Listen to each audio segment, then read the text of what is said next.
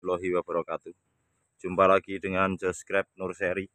Pada video kali ini saya akan bahas tentang membentuk cabang tersier dari tunas air di awal pembentukan. Jadi tanaman ini baru masuk ke para-para atau tanam pertama kali, tumbuh naik ke para-para, lalu kita membentuk cabang tersier di atas para-para ini. Video ini saya buat untuk rekan-rekan khususnya yang masih belajar menanam anggur dan menanyakan di kolom komentar di channel YouTube saya. Jadi saya buatkan video ini untuk memperjelas atau sebagai jawaban dari pertanyaan yang disampaikan. Tempatnya terbatas, artinya kita tidak memungkinkan untuk membuat percabangan dengan model single gordon dengan percabangan tulang ikan karena keterbatasan tempat. Kita mulai pembahasannya. Ini kita tanam di planter bag ukuran 100 liter. Dua varian yang akan saya bahas dengan usia berbeda. Ini di planter bag 100 liter dan ini juga di 100 liter.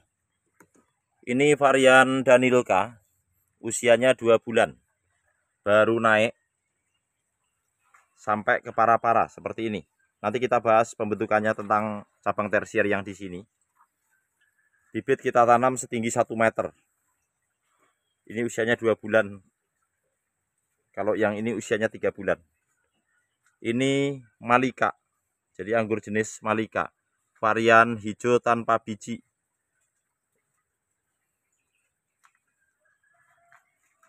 Seperti ini. Kenapa saya bahas kembali?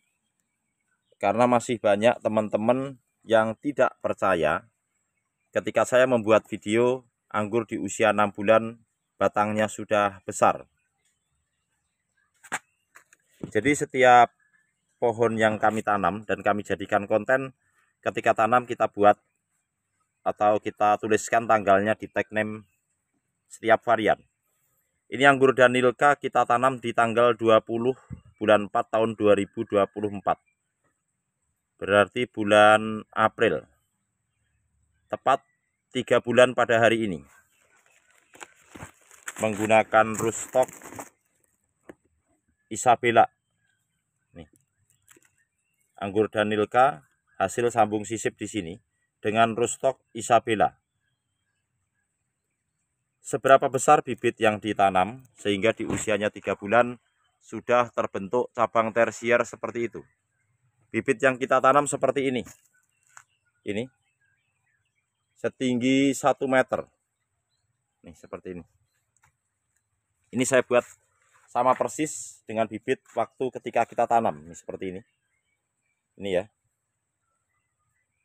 1 meter sama. Hasil sambung sisip seperti ini. Bisa kita lihat itu sama dengan rootstock yang sama Isabella. Pohon seperti inilah ketika kita tanam lalu kita pupuk dan kita jaga kesehatannya dari jamur dan hama, sudah bisa terbentuk cabang tersier seperti ini. Ini belum rata nih tersiernya nih, karena kita membuat cabang sekunder lebih dari 2 meter.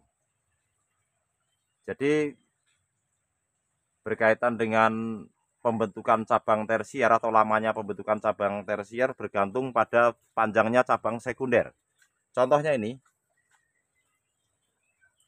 kita tampilkan dulu dari bawah ya. Ini naik ke atas, daun-daun tua dan rusak sudah kita buang. Oke. Setelah sampai di para-para, cabang primer yang berbelok ini sekunder atau kita sebut sekunder atau cabang kedua, kita biarkan tumbuh.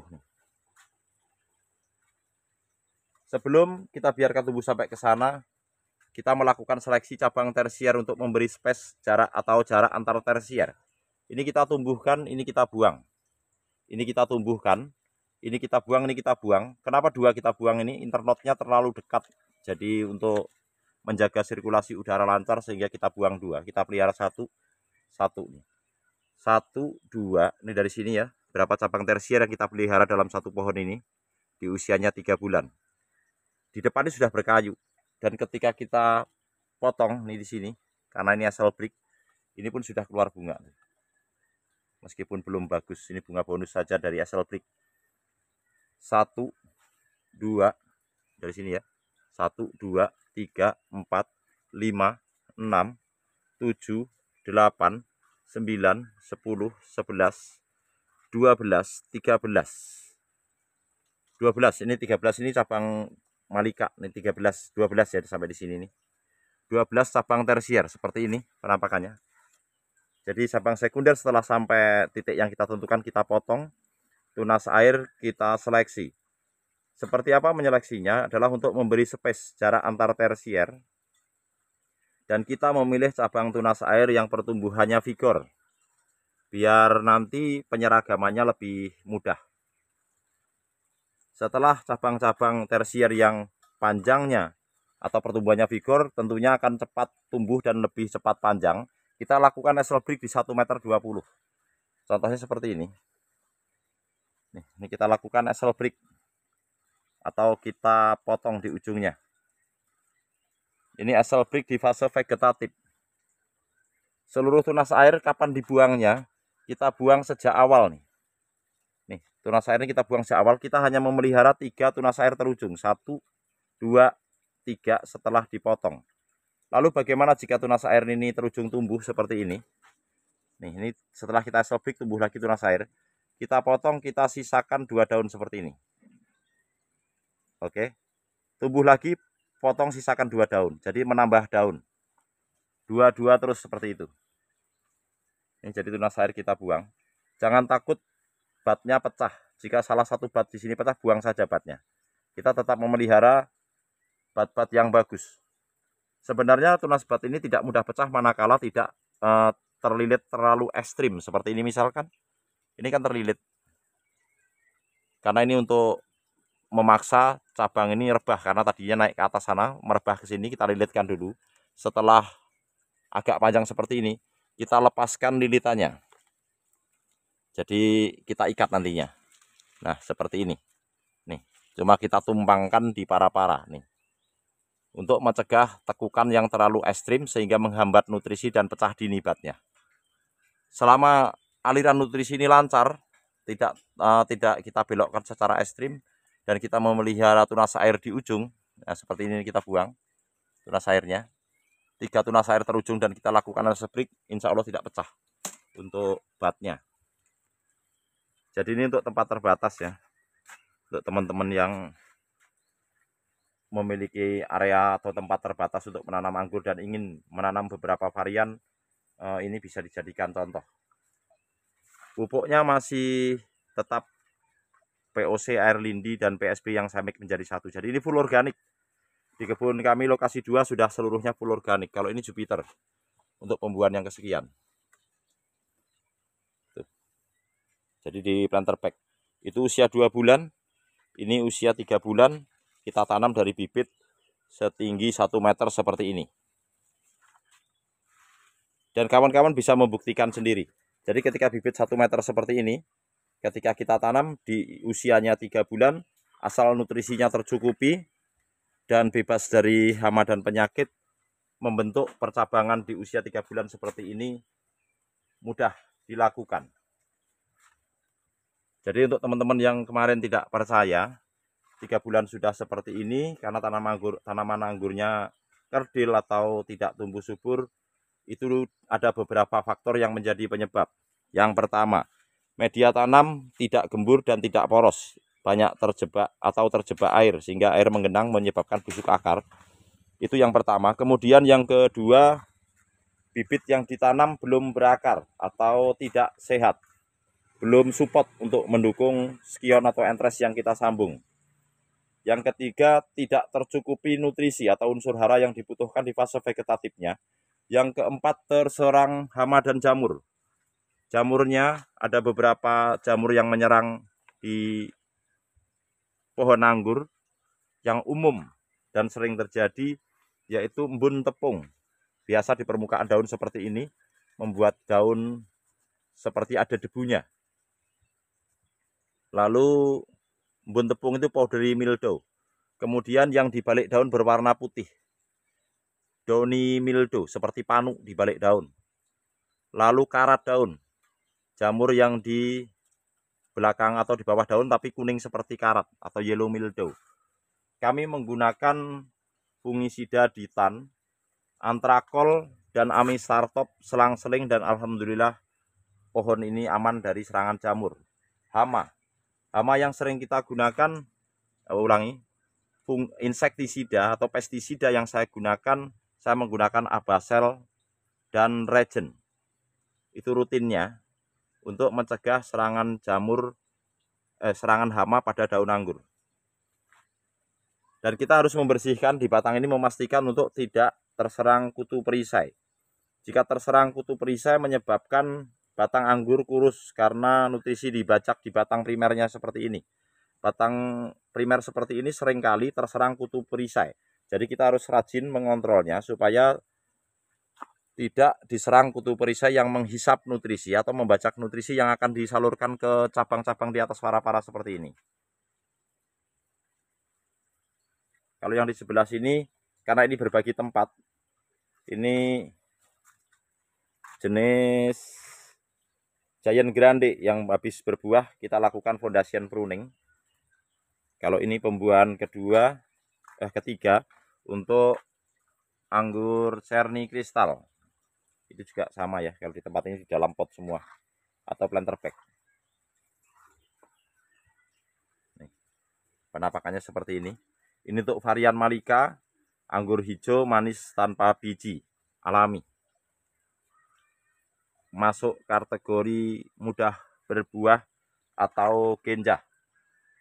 Penyiraman untuk POC atau pemupukan yang saya lakukan 1 minggu sekali. Untuk takaran dan cara aplikasi pupuknya sudah ada di video-video saya sebelumnya. Untuk kawan-kawan yang baru menyimak, silahkan di-scroll saja, karena saya sudah bahas tentang bagaimana cara aplikasi pupuk POC dan PSB yang saya make menjadi satu, POC air lindi maksud saya, di video sebelumnya. Jadi kali ini saya tidak bahas tentang itu. Lalu penyiramannya seperti apa? Penyiraman saya lakukan air biasa 2 hari sekali di tempat ini. Malika Single Gordon, ini yang kita kenal dengan istilah metode sisir, karena cuma ke kiri, seperti bentuknya memang seperti sisir ya, cuma ke kiri saja. Jadi kalau tulang ikan ke kiri dan ke kanan, ini metode sisir. Bisa berbagi tempat dengan varian lainnya. Nah nih seperti ini kita tekuk seperti ini karena memaksa cabang lari ke sana, karena ini mau ke sana, tetapi karena ini kita sudah membuang 2 cabang dari tunas air, kita menambah cabang tersier juga dari tunas air, tetapi ini arahnya ke sana. Supaya berbelok ke sini agak kita paksa ke sini, kita lilitkan di sini. Tetapi ketika sudah sampai seperti ini, kita lepaskan supaya batnya tidak pecah, karena tekukan ekstrim seperti inilah yang membuat tunas bat seringkali pecah di ini. Oke, nih, jadi sudah tidak kita lilit, nanti kita ikat. Oke, ini untuk anggur Malika. Oke, ini kita lanjut ke anggur Danilka di usianya 2 bulan. Bibit sama 1 meter kita tanam. Naik ke para-para seperti ini. Tunas air kita buang dari awal. Saya tidak melakukan asal break di batang primer seluruh pohon anggur saya. Oke, setelah sampai di para-para kita belokkan, baru kita memilih cabang tunas air untuk kita jadikan cabang tersier. Dari tunas air ya, nih batnya masih ada. Jadi kali ini pembahasannya memang membentuk cabang tersier dari tunas air. Selang-seling, ini kita pelihara 1, 2 kita buang, ini kita pelihara lagi. Daunnya kita buang nih. Ini kita pelihara karena internotnya ini agak panjang, ini kita buang 1, lalu kita pelihara lagi. Ini juga kita buang 2, kita pelihara lagi, kita pelihara lagi. Jadi di Danilka ini kita akan membentuk cabang tersier 1, 2, 3, 4, 5, 6. Cuma 6 saja karena tempatnya cuma 1 meter nih sampai sana tuh. Naik ke para-para primernya, kita rambatkan di para-para. Setelah sampai batas yang kita tentukan, kita pangkas. Nah seperti ini. Nih ya, jadi langsung kita pangkas. Lalu kita memelihara tunas air terujung Ini kita jadikan tersier nantinya. Depannya kita buang, nih kita pelihara lagi. Ini masih kecil bahkan. Ini di usianya 2 bulan. Nanti di 3 bulan juga sudah seperti itu. Karena kita masih ada waktu 1 bulan. Asal nutrisinya tercukupi, maka akan subur tanaman ini dan mudah dalam proses pembentukan cabang tersier. Nah, ini yang di sini untuk anggur Cherry Crystal. Jadi kita akan memelihara 15 daun setelah tandan buah. Nah, ini, seperti ini. Kita naikkan ke para-para. Ini sistem trellis, buahnya di trellis. Cabang berikutnya kita naikkan ke para-para. Seperti ini, karena kita butuh memelihara 15 daun. Sekian dulu, semoga video ini bermanfaat dan menginspirasi. Terima kasih. Wassalamualaikum warahmatullahi wabarakatuh.